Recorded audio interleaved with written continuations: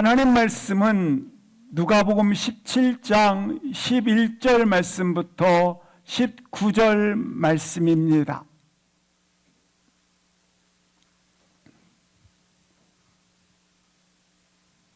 누가복음 17장 11절 말씀부터 19절 말씀 함께 합독하십니다. 시작. 예수께서 예루살렘으로 가실 때에 사마리아와 갈릴리 사이로 지나가시다가 한 마을에 들어가시니 나병 환자 10명이 예수를 만나 멀리 서서 소리를 높여 이르시되 예수 선생이여 우리를 불쌍히 여기소서 하거늘 보시고 이르시되 가서 제사장들에게 너희 몸을 보이라 하셨더니 그들이 가다가 깨끗함을 받은지라. 그 중에 한 사람이 자기가 나은 것을 보고 큰 소리로 하나님께 영광을 돌리며 돌아와 예수의 발 아래에 엎드려 감사하니 그는 사마리아 사람이라. 예수께서 대답하여 이르시되 10사람이 다 깨끗함을 받지 아니하였느냐? 그 9은 어디 있느냐? 이 이방인 외에는 하나님께 영광을 돌리러 돌아온 자가 없느냐 하시고 그에게 이르시되 일어나 가서 내 믿음이 너를 구원하였느니라 하시더라. 아멘. 감사로 인생의 문을 여십시오. 일화하나를 잠시 소개하고자 합니다. 어머니는 아들을 앞에 앉혀놓고 이렇게 이야기를 들려줍니다. 얘야, 한 순례자가 산길을 가다가 호랑이를 만났단다. 이 순례자는 깜짝 놀라서 무릎을 꿇고 하나님 제발 살려주세요 기도했지. 그러자 호랑이도 갑자기 무릎을 꿇더니 이렇게 기도했어. 하나님, 일용할 양식을 주셔서 감사합니다. 얘야, 하나님은 누구의 기도를 들어주셨을까? 아이가 한참 꺄우뚱 하더니 몰라요. 그러자 어머니가 곰곰이 생각하더니 이렇게 말씀하셨습니다. 호랑이가 이 순례자를 맛있게 잡수셨단다. 아이가 깜짝 놀랐어요. 왜요? 왜? 그러자 어머니가 웃으며 이렇게 대답을 합니다. 얘야, 하나님은 감사의 기도를 먼저 하는 사람을 그 기도는 반드시 들어준단다. 웃음이 있지만 공감되는 내용을 가집니다. 사랑하는 성도 여러분, 감사란 응답을 여는 열쇠입니다. 감사는 하나님의 사랑과 은혜에 대한 반응인 거죠. 그래서 감사는 기적과 은혜와 영생의 문을 열어요. 근데 감사가 없다면 하나님께서 우리에게 허락하신 은혜와 사랑에 대한 배은망덕한 교만의 태도인 것이죠. 아침에 일어나면 오늘 새날을 주신 하나님 감사합니다. 오늘 일용할 양식을 허락하신 하나님께 감사하라. 그리고 감사할 이유를 찾지 못한다면 여러분의 꼭 기억해야 할 것, 여러분이 문제입니다. 기억하세요. 원망과 다툼과 시비는 들풀처럼 가만히 놔둬도 잘 자라지만 감사는 계속해서 우리 안에서 길러내야 되는 훈련입니다. 인간은 본성상 은혜를 당연한 것으로 여기는 습성이 있습니다. 그래서 은혜를 당연한 것으로 여기다 보면 배은망덕한 인격이 형성되는 것입니다. 따라서 감사의 태도는 훈련의 결과라고 하는 것입니다. 우리는 인생에서 감사의 태도를 의식적으로, 의지적으로 훈련을 해야 합니다. 왜냐하면 감사는 단지 인성의 차원을 넘어 영적인 반응이기 때문에 그렇습니다. 오늘 본문을 통해서 평생 항상 감사하라 라는 인식을 우리 가운데 기억할 뿐만 아니라 영적인 태도가 새로워지는 은혜의 시간이 되시기를 축복합니다.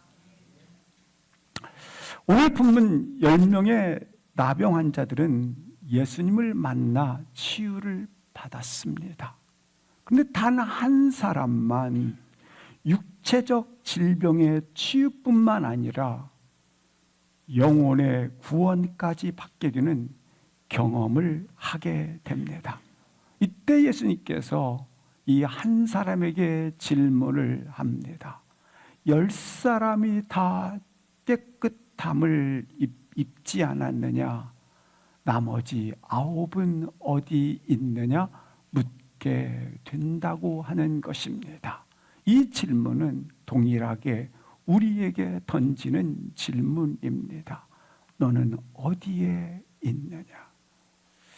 본문에 등장하는 나병 환자 10명의 모두가 동일하게 치유를 받았고 기적을 경험했고 육체의 나음을 입었습니다. 그런데 그들 중 단 한 사람만 치유와 영생을 소유하게 됩니다. 도대체 그들을 가르치는 기준이 무엇이며 그들의 삶의 결과가 이처럼 철저하게 나눠지게 하였는가? 이 9명과 그리고 오직 단 한 사람, 그 가늠할 수 있는 차이는 무엇입니까?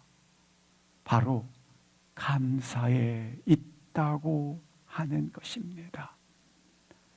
감사의 유무가 이 9명과 이 한 사람을 가르고 있어요.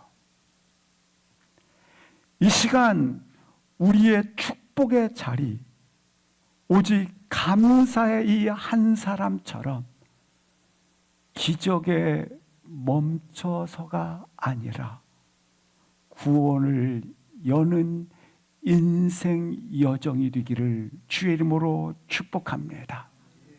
이 10명의 공통점, 인생의 한계선에 서 있습니다. 먼저 17장 1절부터 3절 말씀을 보시면 1절에 예수님께서 예루살렘으로 가실 때에 동서를 가르치는 사마리아와 갈릴리 사이에 이스륵 이스라엘 골짜기를 지나갑니다. 2절 보시겠습니다. 그때 이스라엘 골짜기에 한 마을에 들어가시니, 여기는 마치 이 동네는 어떤 동네냐, 마을은 이와 같이 군집을 이룬 그런 마을을 이룬 문둥병들이 묶여 사는 그런 촌락과 같은 곳을 말합니다. 이곳을 들어가게 되었습니다. 이때 13절 말씀을 보시면 이 마을에 거하던 나병 환자 10사람이 소리 높여 예수 선생이여 우리를 불쌍히 여기소서 애절하게 호소를 합니다. 저도 이 나병 환자들을 만나보았는데, 나병 환자는 어떤 병입니까? 균이 이 피부에 점막을 침투해 들어와서 조직을 변형시키면서 급기야 몸에 살점이 뚝뚝 떨어져 나가는데도 느낌이 없는, 감각이 없는 병입니다. 더군다나 여기 나병 환자들은 그 당시에 하나님께로부터 저주받은 병이라고 인식되던 때입니다. 따라서 그 일로 인하여 더욱더 고통과 절망이 더해졌던 것입니다. 그리고 가정과 그 공동체로부터 버림받은 완전히 격리된 자들입니다. 그래서 그들은 길을 지나갈 때에 그들은 난 부정한 자다, 난 나병 환자다 큰 소리로 외쳐야 했던 것입니다. 이처럼 그들은 성전에 들어갈 수도 없었고 사람과도 접촉할 수 없는, 스스로 나병 환자임을 밝혀야 되는 그와 같은 그들의 존재감과 생존감 그 자체가 절망적이었다고 하는 것입니다. 처절하게 버려진 자들, 그 생존감과 그리고 그 존재감 그 자체는 이처럼 처절하게 죽을 날만 기다리는 그것이 전부였던 인생이었던 것입니다. 우리는 어떻습니까? 더 이상 이들의 삶은 무엇을 기대할 거나 소망하거나 무엇을 바라볼 수 없는, 그냥 몸의 일부에서 시작된 나병의 침범이 그냥 온몸에 잠식해 들어옴으로 말미암아 이처럼 죽을 날만 기다리는, 그렇게 인생의 저주와 탄식과 슬픔만이 가득한 그런 인생이었다고 하는 것입니다. 그런데 그때 그들에게 들려오는 소문이 있었습니다. 그 소문은 예수 선생이라는 소문입니다. 그는, 이 예수 선생이라는 그분은 병든 자를 치유할 뿐만 아니라 연약하고 소외되고 가난하고 병든 자들조차도 전혀 아무런 편견 없이 긍휼과 자비를 베푸신 자라는 소식을 듣고 있었던 것입니다. 그런 그분이 지금 우리 마을 지나간다라는 소식을 듣게 된 것입니다.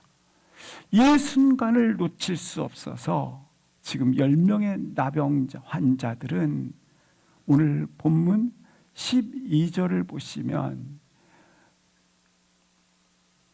멀리 12절을 보시면 멀리 서서 13절에 보시면 선생이여 불쌍히 여기소서라고 부르고 있다고 하는 것입니다. 여기서 우리가 한 가지 주목해야 볼 것이 멀리 서서라고 하는 것입니다. 그는 이와 같은 물리적 한계와 또한 상황적 그와 같은 제한 때문에 예수님께 가까이 나와서 그의 얼굴을 맞대고 자신의 고통을 호소할 수도 없었고, 가까이 이를 수 없기 때문에 그의 옷자락을 붙잡고 병 고침을 간구할 수도 없는 상황이었습니다. 그래서 멀리 서서 주님께 가까이 할 수 없는 이들의 절규가 되겠습니다. 멀리 서서 우리를 불쌍히 여기소서. 가까이 할 수 없는 이들의 절규. 인생에 이처럼 더 비참하고 더 애처로운 상황을 보여주고 있는 것입니다.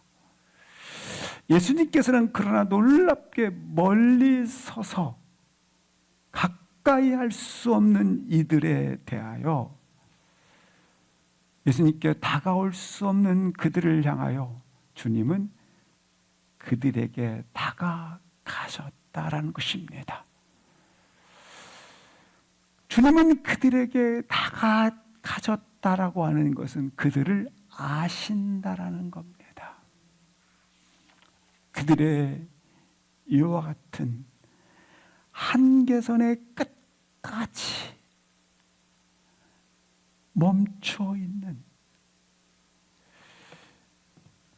그렇게 절규할 수밖에 없는 이들을 아신다라는 거예요. 그렇습니다. 주님은 우리를 아십니다. 이렇게 절규할 수밖에 없었던, 향해 부르짖을 수밖에 없는 그들을 듣고 계신다고 하는 것입니다. 주님께서는 그 부르짖음에 이렇게 14절 응답을 하십니다. 14절 시작. 보시고 이르시되 가서 제사장들에게 너의 몸을 보이라 하셨더니 그들이 가다가 깨끗함을 받은지라. 주님께서는 가서 제사장들에게 너희 몸을 보이라 하십니다. 제사장들에게 그의 몸을 보이라 하는 것은 고침과 치유를 선언하셨다라는 것입니다. 너희가 나음을 입었느니라, 너희가 치유되었느니라 선언이 되는 것입니다. 그러나 제사장에게 너희 몸을 보이라는 것은 다른 표현으로 보면 완전하게 나았다는, 완전 그와 같은 판정이 있어야만 가정에 돌아갈 수 있고 공동체에 들어갈 수 있었기 때문에 가서 너희 나음을 확인하라고 하는 것입니다. 그런데 놀랍게 이들은 제사장의 보이라는 그 말에 10명의 나병 환자들은 그 말을 듣고 순종의 길로 떠나가게 됩니다. 그런데 떠나는 가운데 그들은 몸에 이상한 변화를 느끼게 됩니다. 피부가 되살아나고 마치 다 살이 떨어져 나가고 팔이 떨어져 나갔기 때문에 육안에도 그들의 살이 돋아나고 있고 팔이 생기는 것을 육안으로 본 것입니다. 그러자 이 10명의 나병 환자들은 서로가 서로의 변화를 눈으로 확인할 수 있었어요. 사망 선고를 받았던 그들이 이와 같이 놀랍게 치유를 경험하는 10명의 기적의 역사가 소개되고 있는 것입니다. 서로 10명의 나병 환자들은 치유를 목격하게 되었다고 하는 것입니다. 그러자 그들은 가던 도중에 변화를 느끼고 어떻게 됐을까요? 아마 와 소리를 지르고 서로 부둥켜 안고 울고 뒹굴고, 그리고 그들은 감격과 환희에 찼을 것입니다. 이 사망 선언의 질병으로부터 노임을 받는 자유, 더 이상 죽음 앞에 불치병의 환자가 아니라 이제는 자유케 되었다. 그들은 이제 더 이상 누구에게도 저들은 하나님부터 저주받은 자들이다, 저들은 철저하게 고립되어 있었고, 동시에 그들은 거주가 한 공동체 속에서 될 수 없었던 거부되었던 인생이었는데, 놀랍게 치유가 일어남으로 말미암아 이 모든 것들이 회복되는 그 자유로 인해서 그들은 제사장에 가는 중에 감격 그리고 감격해 있었습니다. 가족의 품으로 돌아갈 수 있다는 그 사실 하나만 봐도 너무나 즐거웠던 것입니다. 여기까지가 이 10명의 나병 환자들의 동일한 과정입니다. 예수님을 만난 자, 만남으로 그들은 만나는 순간 절박한 부르짖음의 삶. 우리 인생도 똑같아요. 예수님을 들었지 않습니까? 소문을, 예수님을 들은 소문의 삶. 여기 나병 환자들처럼.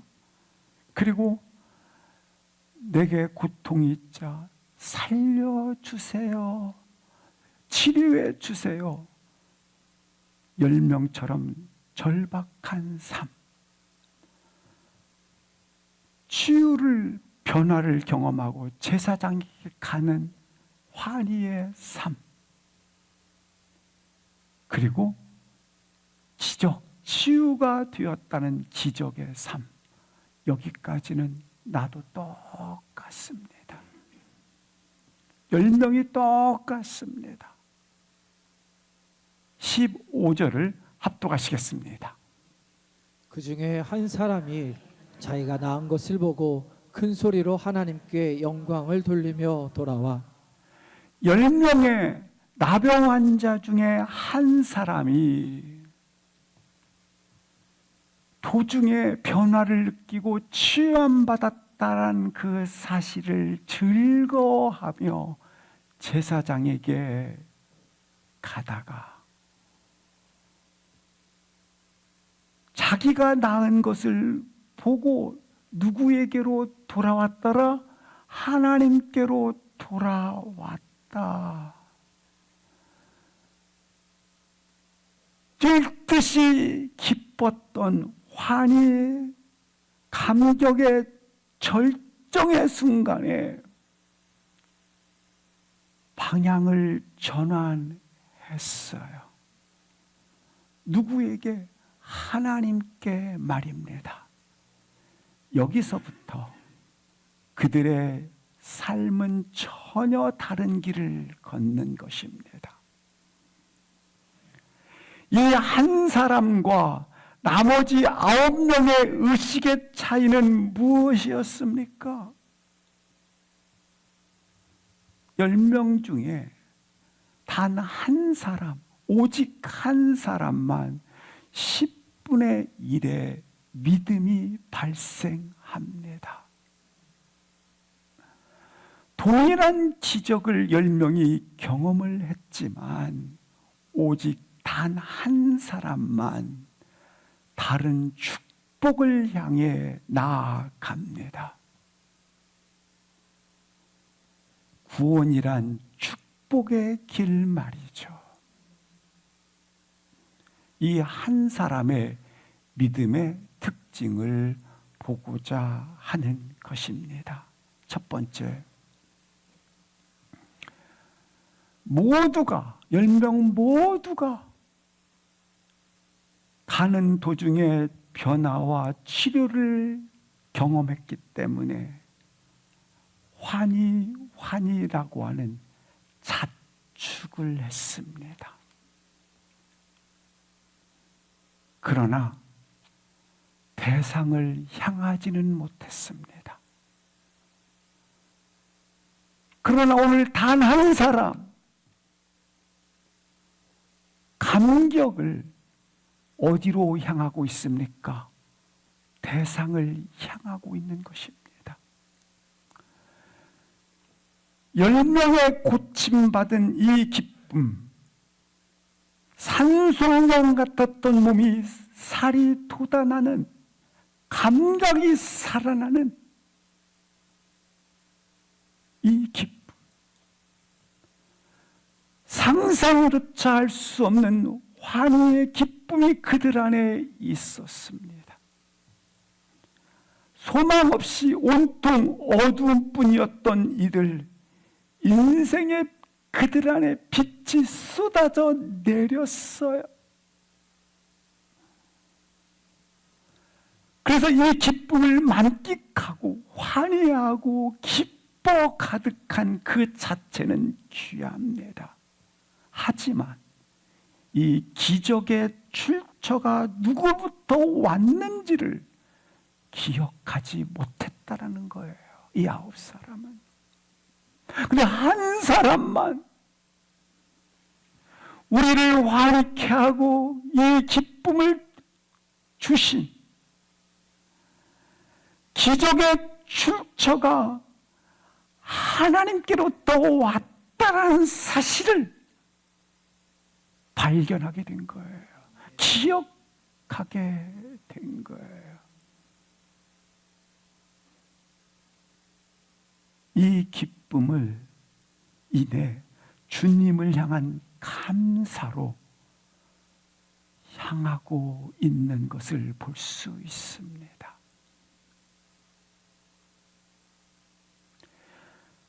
아홉 명인 자기의 몸에 치유가 일어났다는 사실에 대하여 그 환희와 감격에 빠져 있는 그것에 주목하는, 자축하는 그 시간에 오직 한 사람만 이 변화를 일으키신 그분께 집중하고 있는 걸 볼 수 있어요.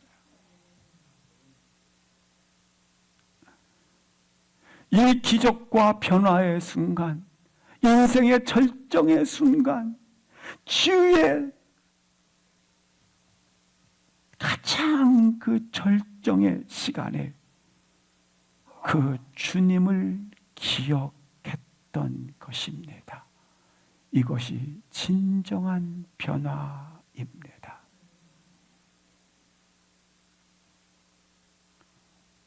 그런데 이런 분은 10분 중에 한 분밖에 없어요.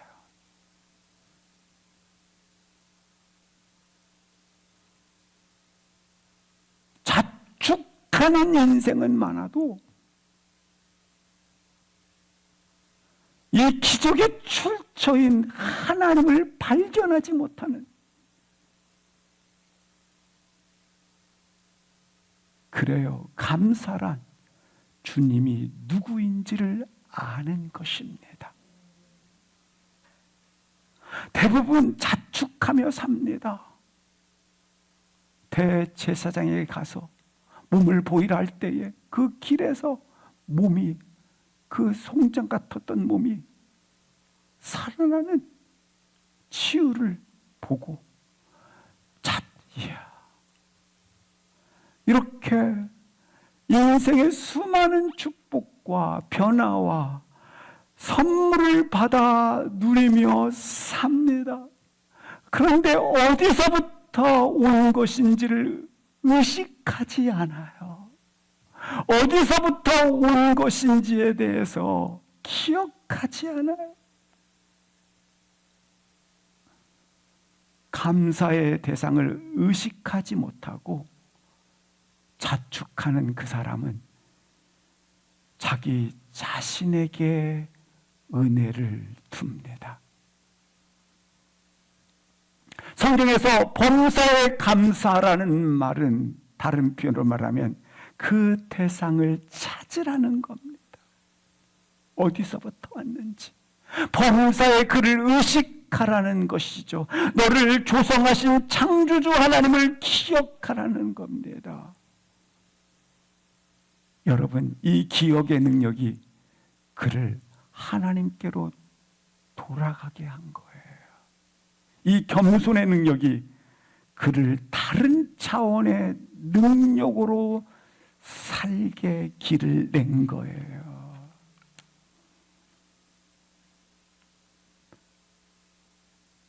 이 한 사람을 예외하고 9명은 여전히 제사장에게 지금 춤추며 기뻐서 확 가요.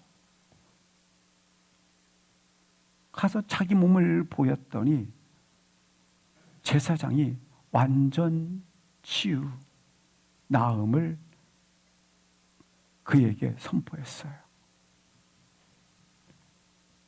대부분 이 마음이에요. 대부분. 제사장이 완전 치유 판정이 내려지자 그들은 이전과는 전혀 다른 감회의 눈물이 그들 마음에 흐릅니다. 공동체 안에 들어갈 수 있다니. 아니, 내가 태어나자마자 아이를 낳고 헤어졌는데 우리 아이가 10년이 지났는데 이제 가서 안아볼 수 있다니.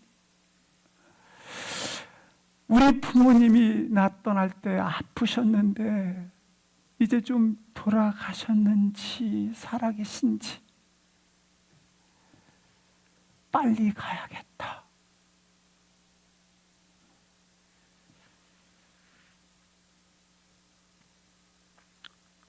그러다가 아니지.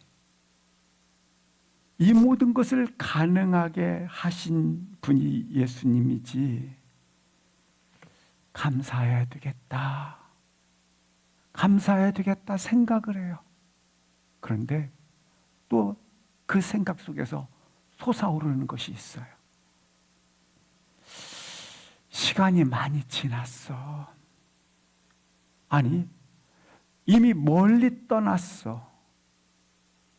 내가 지금 예수님을 만나러 간다 할지라도 그 자리에 안 계실 수 있어.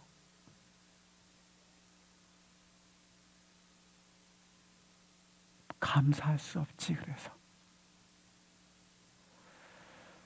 분명히 인간적으로는 이해가 돼요. 이해합니다. 우리 예수님도 이해를 하세요. 그러나 딱 이해받을 만한 수준으로 그분은 삽니다. 신앙생활을 이해받을 만한 수준으로 신앙생활 하시는 겁니까? 이해받을 만한 수준으로 사는 거예요. 많은 사람들이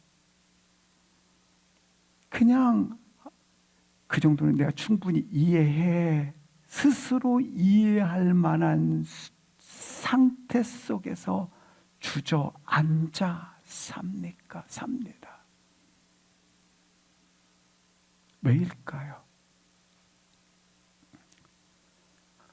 감사를 제때에 표현하지 않았기 때문입니다.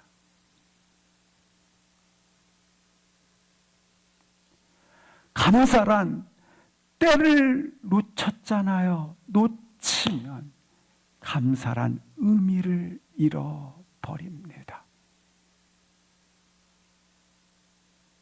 이 시간 자축의 자리를 넘어서서 감사를 결정하시기를 축복합니다. 감사를 결정하는 그 순간 보세요.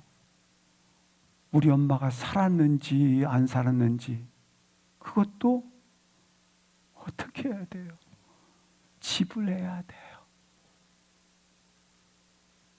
그리고 돌이키고 주님께 가야 되지 않습니까? 모든 것을 뒤로하고 감사가 먼저여야 하는 것을 찾으시기를 주의 이름으로 기도합니다.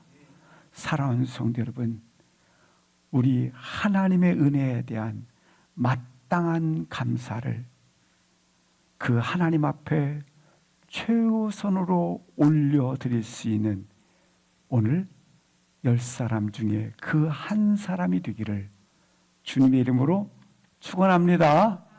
아멘. 이 두 번째 이 10사람 중에 한 사람의 믿음의 특징은 어떤 뜻을 가지고 있을까? 15절 말씀을 보시면 그 한 사람이 큰 소리로 하나님께 영광을 돌리더라. 예수님께 돌아올 때 어떻게 돌아왔느냐면 큰 소리로 하나님께 영광 돌리며 돌아왔어요. 13절 말씀을 보시겠습니다. 13절 말씀해 보시면 여기 소리를 높여 큰 소리로 이르되 예수 선생이여 우리를 불쌍히 여기소서. 둘 다 공통점이 있습니다. 큰 소리로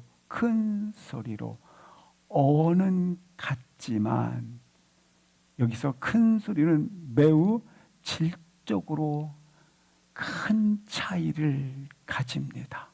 믿음의 차이를 보여주는 걸 말하는 거예요. 여기 13절의 큰 소리는 10명이 자신의 절박한 상황 속에서 예수님께 다가가지 못하고 멀리 서서 큰 소리로 외칩니다. 자신의 병을 고쳐주십시오. 자신의 지금 막다른 상황을 주여 해결해 달라고 살려주세요. 매우 절박한 간절한 처절한 외침의 주여입니다. 주여, 내가 지금 살 길이 없습니다. 길을 내주세요. 대부분 여기까지 믿음을 소유합니다. 절규합니다. 부르짖음을 갖습니다. 그러나 오늘 다시 이 본문 10사람 중에 한 사람의 믿음으로 우리가 다시 한번 아름다운 믿음의 그와 같은 전진이 있기를 기도합니다. 15절 보시겠습니다. 여기 15절의 이 믿음은 큰 소리로 누구에게 영광을 돌리더라? 하나님께 영광을 돌리더라. 우리는 13절에 나와 있는 이 절박한 상황 속에서 큰 소리로 하나님 역사해 달라고 하는 믿음을 가질 뿐만 아니라 동시에 더더욱 큰 소리로 하나님께 영광 돌리는 자로 나로 서 있게 하여 주시옵소서. 13절에 나와 있는 그 절박한 사망 선고에서 저를 살려주십시오. 그 간절함, 처절한 애타는 부르짖음에서, 그 믿음에서 그것보다 더 훨씬 크고 그것보다 더 확실한, 근데 15절의 큰 소리는 다 생략된다고 하는 겁니다.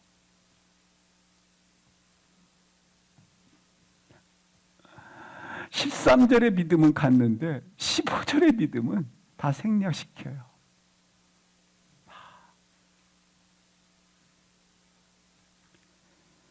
하나님을 향한 순전한 갈망과 열정과 환희로 가득 차 있는 응집된 소리, 그 소리를 타고 우리 주님이 임하시는데,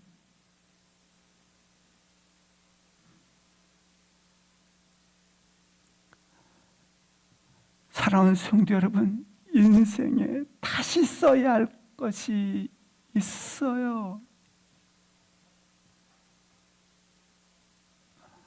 주님께 매달려서 자신의 결핍과 필요를, 한계 상황을 호소할 때 정말로 큰 소리로 절규하며 애타며 그렇게 처절하게 부르짖음보다 더 하나님께 영광을 돌리는 일에 감사와 찬양과 헌신과 그것을 다 마음에 실어서 그 큰 소리가 우리 가운데 더 크게 울려가기를, 나의 인생에 써지기를 주의 이름으로 기도합니다.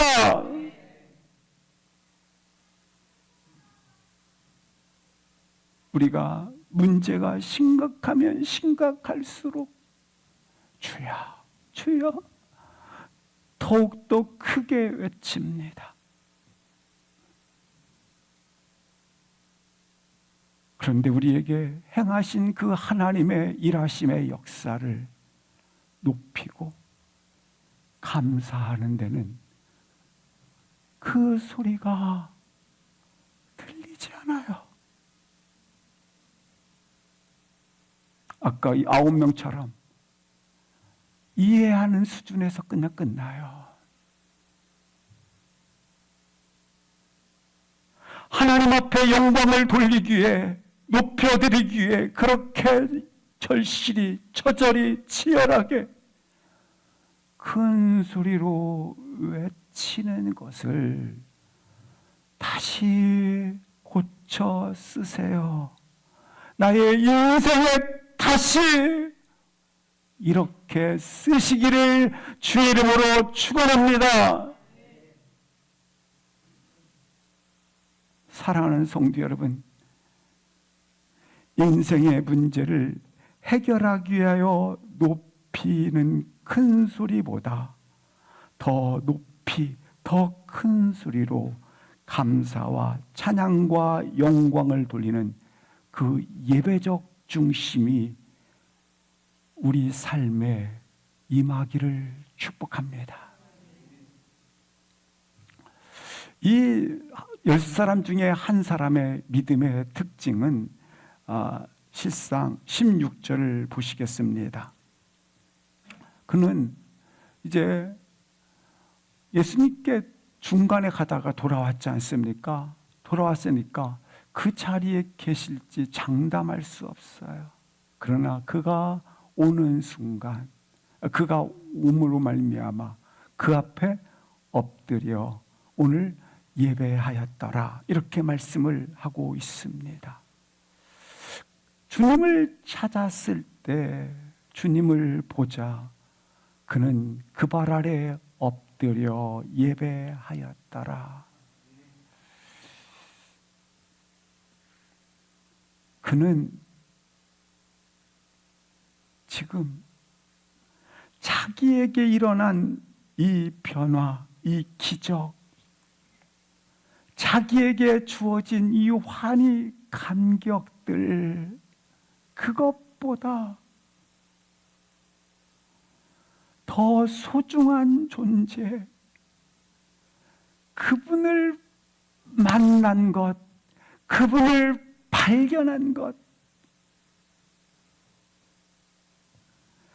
왜냐하면 이 모든 것을 자신에게 베풀어 주신 구원자, 예수님을 발견했기 때문에 말입니다.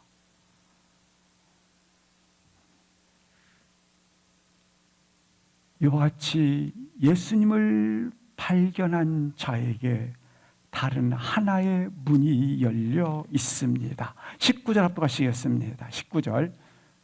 그에게 이르시되 일어나 가서 내 믿음이 너를 구원하였느니라 하시더라. 그렇습니다. 주님은 9명이 얻은 것과는 전혀 다른 문을 열어주셨습니다. 무슨 문입니까? 영생의 문을 열어주셨습니다. 구원의 문을 열어주셨습니다. 사랑하는 성도 여러분, 어떤 변화, 어떤 성취, 어떤 기적보다도 주님과 관계를 맺기를 축복합니다. 발견했잖아요, 여기서 주님을. 그러자 발견되자 주님은 다른 문을 열었는데 구원의 문을, 영생의 문을 열어 보여주셨지 않습니까? 사랑하는 성도 여러분, 우리의 모든 사건과 모든 역사들을 반드시 주님과의 관계로 맺어지기를 주의 이름으로 축원합니다. 그렇습니다. 인생의 최상급은 언제나 주님과의 관계 맺기에 있습니다. 인생의 수많은 성취와 기적을 두고도 주님과의 관계 맺기, 주님께로 돌아오는 사람, 화려한 성공과 놀라운 경험 앞에서도 주님을 찾아 돌아오는 사람, 주님과의 관계 맺기, 그 어떤 박수와 환호 가운데서도 주님의 발 앞에 엎드리는 그 사람. 그래요.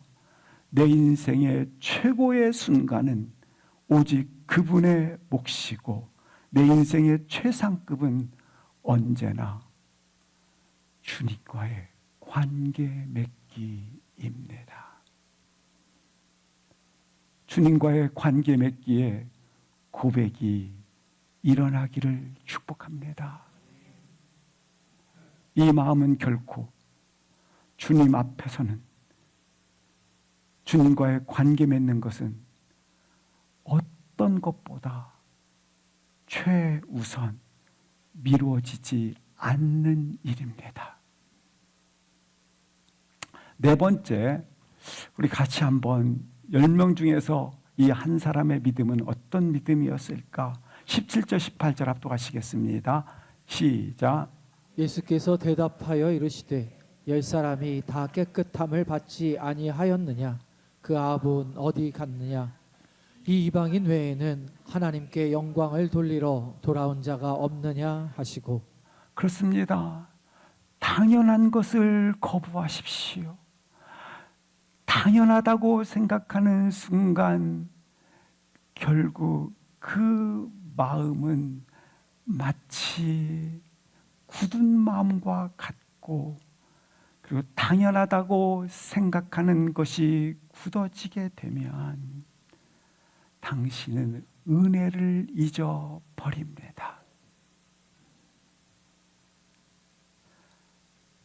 이 10명 중에 한 사람은 당연하지 않고 하나님의 은혜구나.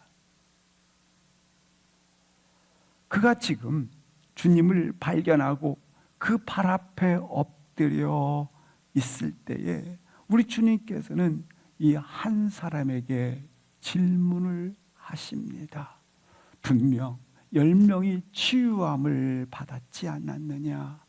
그런데 왜 한 사람, 이방인 외에는 한 사람 외에 나병 환자로서 이렇게 은혜와 긍휼함을 입은 자가 많았는데 왜 한 사람만 돌아와서 내게 감사하느냐?